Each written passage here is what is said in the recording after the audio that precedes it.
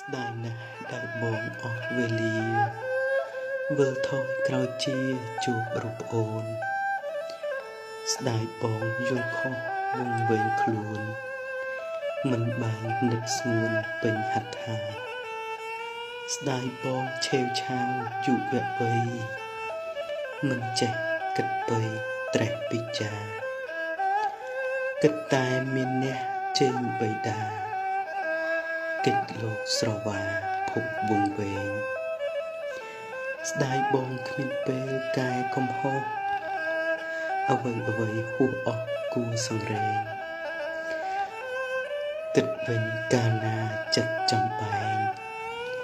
នេះឯងកំឡៅបងប្រុសម្នាក់បើអាចបង្វើកង់ផែនដីបងសុំវិលវ័យថែវលៈប្អូនស្រីបងមួយស្ងួនថ្នមថ្នាក់